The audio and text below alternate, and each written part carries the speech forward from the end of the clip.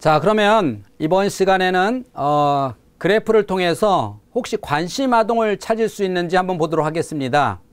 흔히 우리가 관심아동 중에서도 문제가 무기력이라든지 스크린이라든지 그 다음에 학습에 대한 이런 큰 틀에서 한번 다뤄보도록 하겠습니다. 먼저 자, 이 그래프를 보면 한눈에도 선호도가 가장 높은 게 시각에가 있습니다.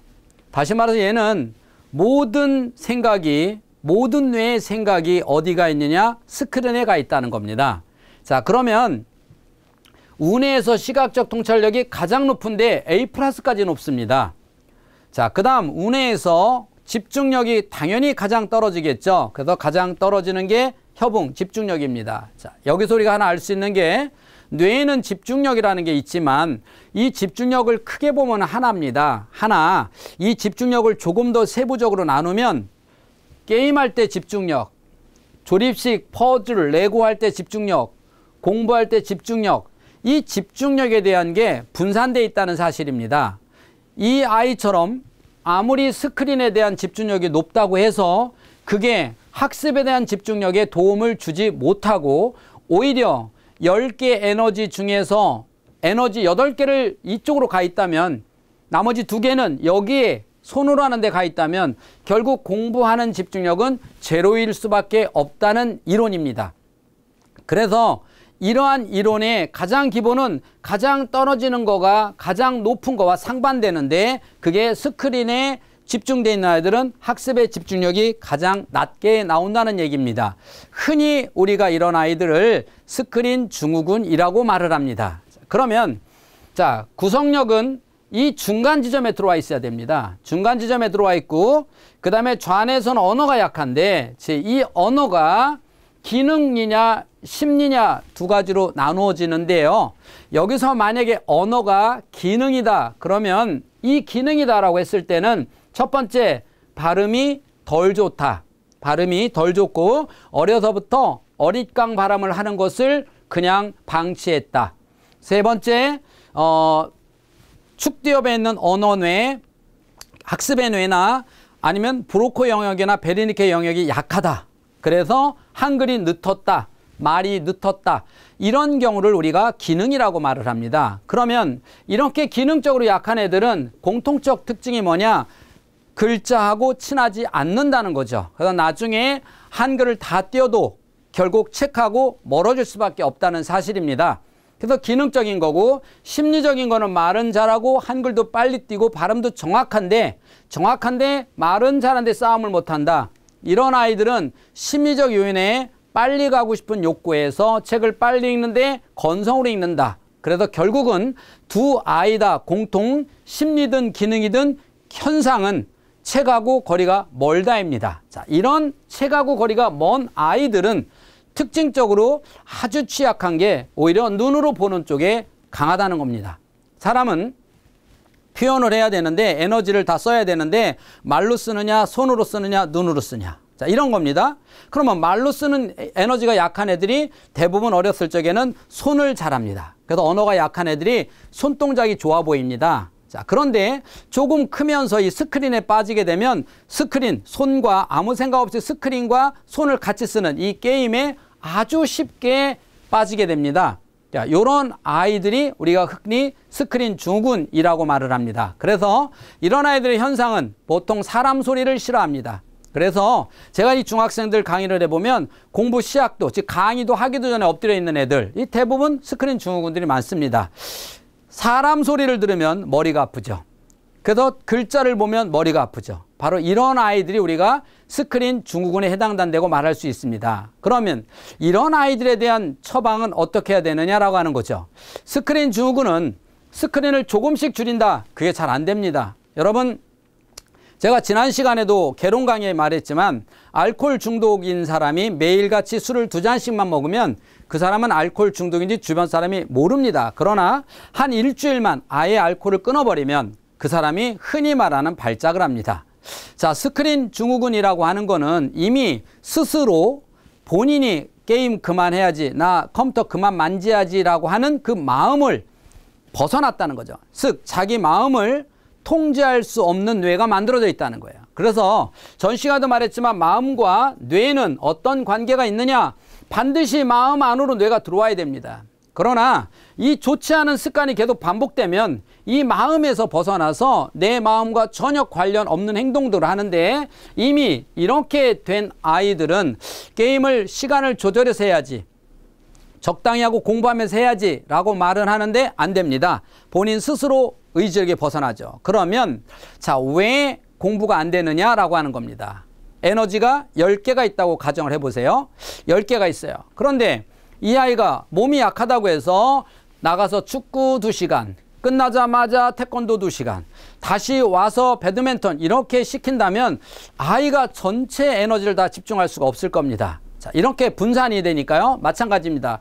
얘가 공부하는 에너지가 아니라 집중할 수 있는 에너지가 10개가 있다고 가정을 해봐요. 그 중에 여기 8개가 가 있어요. 그러면 엄마 나 30분만 게임하고 그 다음에 공부할게요 라고 말하는 애들, 엄마가 자 이제 게임 그만하고 공부해라 라고 말했을 때 엄마 나 30분만 더 할게요 라고 하는 거는 이 80% 에너지에서 아직 10%가 남았다는 거예요. 그걸 다 쓰겠다는 겁니다. 그래서 30분을 하면 게임하는 모습을 보세요. 온 열정을 다해서 합니다. 그리고 30분이 지났어요. 이제 방에 들어갔어요. 자, 공부하는 에너지 다 썼어요. 없잖아요. 그래서 앉아서 뭐예요? 멍 하고 있든지 앉아서 졸죠. 딴 생각하죠. 이렇게 집중할 에너지가 없다는 거죠. 그러면 공부 먼저 시키면 되지 않느냐? 아니에요. 선호도, 생각, 얘는 모든 생각이 여기가 있기 때문에 공부할 때는 대충 빨리, 왜? 그 다음에 게임하기 위해서. 그래서 엄마 나 이거 이만큼 하고 선생님 이거 다 하고 하면 안 돼요 라고 물어봅니다. 생각은 딴 데가 있어요. 즉 생각이 빠져나간 거는 뇌발달하고 전혀 관련이 없어요. 생각 없이 앉아서 공부하는 거는 효과가 없습니다. 그러니까 이 아이는 공부는 하는데 생각은 게임에 가 있으니까 대충 빨리 건성으로 하게 되죠. 자, 엄마가 예를 들어서 일기 쓰고 나서 게임해라. 그러면 얘는 일기를 어떻게 써요? 정성껏 또박또박 쓸까요? 글씨체가 날아가면서 대충 쓸까요? 대충 쓰죠. 차라리 안 쓴만 못하죠. 왜? 대충 쓰는 게 습관이 들어버리면 나중에는 습관적으로 대충 쓰거든요. 그리고 나서 게임을 합니다. 게임도 대충 할까요? 아니라는 거죠. 거기는 온 열정을 다해서 한다는 겁니다. 그래서 가장 중요한 거는 강력한 차단이 필요합니다. 즉 집안의 환경을 완벽하게 바꾸는 게 필요하다는 거죠. 결국 집안에서 맛있는 반찬을 차려놓고 먹지 마라. 배고픈 아이가 어떻게 안 먹냐는 거죠. 옆에 컴퓨터가 책상 앞에 앉아 있으면서 아이가 어떻게 그거 하지 말고 공부해라. 안 되죠. 눈에서 보이지 않아야 된다는 사실이죠. 그러나 이미 부모님 손에서 벗어난 아이들은 가정에서 아무리 통제한다고 해도 얘가 학원 간다고 딴 데로 가잖아요. 한 아이는 이렇게 스크린 중국인 아이가 왔어요. 어머니가 중학생인데 학원을 따라가서 학원 앞에까지 갔다 데려다 주고 어머니가 돌아옵니다. 그런데 얘는 학원에서 문에 들어갔다가 뒷문으로 나가서 다른 PC방에 가 있다는 사실이에요. 이렇게 아이가 한번 선호도에 빠져오게 되면은 자기 스스로 통제를 할 수 없습니다. 그리고 그런 상태에서는 공부하러 가도 결국은 앉아 있다 온다는 사실이죠. 비록 안 쓰는 뇌를 다시 써야 되기 때문에 이걸 끊는다는 게 말처럼 쉬운 거는 아닙니다. 그러나 저걸 그냥 방치했을 때는 상당한 이 아이가 나중에 커서 성인이 돼서까지도 일상적인 생활에 문제가 있을 수가 있다는 거죠. 그래서 통제할 수 있을 때 강력한 통제를 통해서 선호도를 떨어뜨려서 분산시켜주는 것이 가장 중요합니다. 그러기 위해서는 이 아이가 다음으로 필요한, 즉 스크린 다음으로 필요한 자기의 앞으로 꿈이나 아니면 흥미로운 새로운 것을 발견할 수 있도록 다양한 쪽에 부모가 길을 열어주면서 한쪽을 차단시켜야 되는데, 다양한 쪽으로 길을 열어주지 않고 차단만 시키면 결국 스트레스를 폭발하고 그 스트레스를 통해서 부모와 함께 다투는 일만 만들어진다라고 하는 것입니다. 자, 그 다음 언어가 약한 기능 아이들은 책 읽을 때 필요한 48개의 안면 근육 훈련이 약하다는 겁니다. 발음을 안 좋게 했다, 어리광 발음을 했다, 아니면 말이 좀 늦었다, 상관없습니다. 이 모든 아이들에게 발음을 정확하게 또박또박 책을 낭독하는 훈련을 시켜놓으면, 훈련을 매일같이 규칙적으로 3 내지 6개월 정도 훈련을 시키면 결국 이 언어 사고력이 좋아지는 겁니다. 이렇게 스크린 증후군 아이의 뇌는 첫 번째 선행돼야 될 거는 아이의 스크린을 차단하되, 그 아이의 에너지를, 열정을 버려버릴 수 있는, 풀 수 있는 돌파구를, 흥미로운 새로운 돌파구를 함께 마련해 줘야 된다. 언어가 약한 아이들은 책을 건성으로 읽는 것이 아니라 처음부터 다시 시킨다 생각하고 또박또박 책을 읽는 훈련을 시키는데, 언어 책 읽는 근육이 약하기 때문에 처음에는 5분도 읽지 못하기 때문에 천천히 습관을 들이면서 조금씩 늘려나가는 것이 상당히 중요합니다. 다음은 학습에 문제가 있는 관심아동이라고 할 수 있습니다. 자, 이런 아이들은 자, 먼저 이해력이라고 하는 말하고 듣고 읽고 쓰고가 가장 F입니다. 자, 이 검사는 가장 기준이 F예요. 그러면 과연 F에 A부터 F까지 있는데 정상인 아이들이 A+부터 F까지 나눴으면 이 밑으로는 장애우들도 A부터 F까지, 즉 등급이 있다는 겁니다. 그러면 얘는 이 두 가지가 이렇게 바닥으로 내려갔다. 그러면 현재 가장 선호도가 약한 말하고 듣고 읽고 쓰고 기본이 안 된다는 거예요. 그러면 다른 뇌들은 다 있는데 왜 이게 떨어졌느냐? 결국 선천적이든 후천적이든 간에 이 아이는 선천으로 태어났어도 후천적으로 이걸 훈련시키지 못했으며, 혹은 환경에 의해서 후천적으로 이 두 가지를 훈련시키지 못했다는 겁니다. 그러면 말하고가 잘 안 되죠. 그래서 행동이 조절이 안 되죠. 듣고가 잘 안 되죠. 결국 소통에 문제가 있겠죠. 읽고가 안 되죠. 학습에 문제가 생기겠죠. 쓰고가 안 되죠. 글을 읽고 이해하는 능력이 떨어지죠. 이 네 가지가 얼마큼 떨어졌느냐? F입니다. 그럼 이 밑으로 얼마나 더 내려갔는지를 모른다는 사실이죠. 결국 이만큼 떨어져 있는 아이들, 그러면 그 옆에를 보면 조금 도움이 되겠죠. 자, 옆을 봤을 때 술이라고 하는 거는 어느 정도 올라 있는 걸 봐서는 이 아이가 약간, 아주 단순한 것은 약간 할 수 있다는 겁니다. 하나, 추리력, 복잡해진, 문제가 복잡하면 결국 F입니다. 그러면 공부하는 집중력은 얼마큼이나 나올까요? 당연히 거기도 F입니다. 이렇게 하나, 둘, 셋, 넷, 다섯 가지의 이 공부하는 힘 중에서 단순한 것만 뺀 나머지가 F인 아이는 결국 다른 뇌가 얼마가 올라가든 간에 이 아이는 학습적으로 우리가 문제가 있다라고 봐야 될 것입니다. 물론 늦트는 경우도 있습니다. 그러나 보통 초등학교 저학년이나 유아 혹은 저학년이 이런 그래프가 됐다면 한 번쯤은 의심을 해서 한번 이 아이의 학습적 사고의 뇌를 정밀 검사를 해볼 필요가 있다고 보는 겁니다. 자, 그러면 이런 아이들의 특징은 뭐냐? 첫째, 그래프를 보면 운해가 80입니다. 그러면 결국 이 아이의 공부의 선호도가 18이라는 거는 거의 나타나지 않는다는 겁니다. 결국 이 아이는 지금 선호도가 운에 어디가 있느냐? 구성, 손으로 하는 건 잘합니다. 눈으로 보는 거 잘합니다. 몸이 산만합니다. 이 세 가지, 손이나 몸이나 쓰는 거는 잘 쓰는데 그게 체계적, 논리적, 순서적이 없기 때문에 엉뚱하다 이렇게 말을 합니다.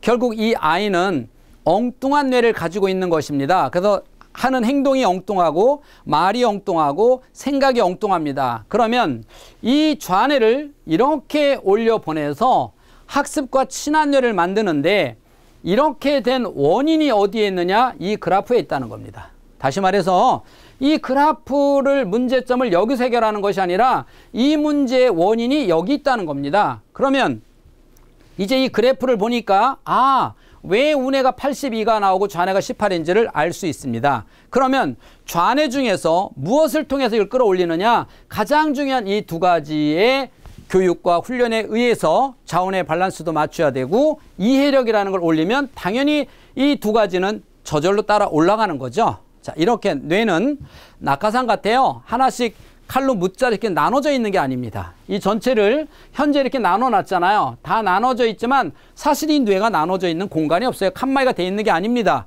전체가 유기적 관계로 합쳐져 있어요. 다만 그거를 우리가 형평상 이렇게 나누어 놓은 겁니다. 그러나 뇌는 전체 유기적 관계가 있어서 다시 낙하산처럼 하나를 잡아당기면 전체 낙하산이 찌그러집니다. 그러나 가장 문제된 잡고 있는 이거 선을 놓게 되면 낙하산이 쫙 펴지듯이 여기서 이 아이의 낙하산처럼 뇌를 잡고 있는 것은 바로 이 두 가지라고 볼 수 있습니다. 그래서 이 아이는 똑바로 앉혀놓고 책을 읽어줘야 됩니다.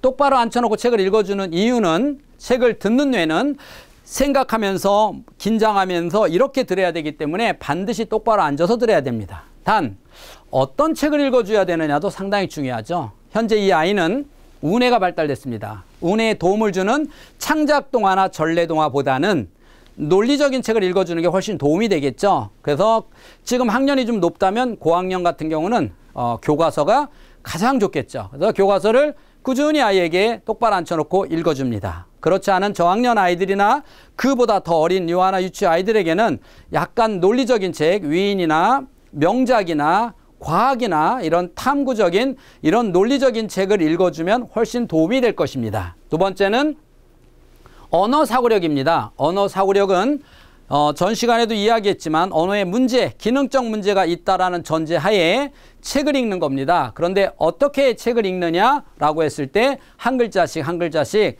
또박또박 책을 읽도록 합니다. 처음에는 낭독의 기본, 눈으로 보고 뜻을 머리로 생각해서 말하듯이 읽는 이 세 가지를 합쳤을 때 낭독이라고 얘기하는데 눈으로 보고 큰 소리로 읽습니다. 뜻을 머리로 생각하는 것은 쉬운 게 아닙니다. 뇌에 사고력이 만들어지지 않으면 절대 이게 같이 갈 수가 없습니다. 그래서 사고력이 만들어질 때까지